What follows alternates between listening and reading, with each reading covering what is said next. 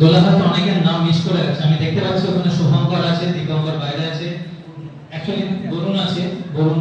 সবাইকে আমি এখানে মঞ্চে অনুরোধ করছি। সাথে সাথে আমরা সৌরভ দাস আমরা আঞ্চলিক ইতিহাসের এবং সৌরভ দাস এক্সপ্লোজার বলে একটি আমাদের ইউটিউব চ্যানেল আছে, সেই সৌরভ বেঙ্গল, যেটা সবাই জানে গণমণি নামে পরিচিত। তো ওখানে একটি আর্ট ফেস্টিভ্যাল হয়।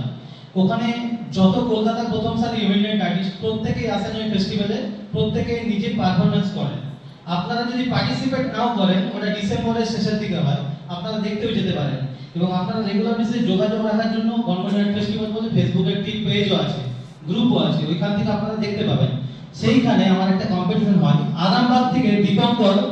দীপঙ্কর হচ্ছে আরামবাগ থেকে প্রচুর স্টুডেন্ট ওইখানে পার্টিসিপেট করে। সেই দীপঙ্করকে আমি ওখানে সম্বর্ধনা এবছর দিতে পারিনি, কারণ দীপঙ্করের বিশেষ কাজে বাইরে গেছিল। আমি ছোট্ট করে একটু চেয়ে নিচ্ছি দীপঙ্করের হাত দিয়ে, দীপঙ্করের হাতে এটি তুলে দেওয়ার জন্য আমি সৌরভকে অনুরোধ করবো।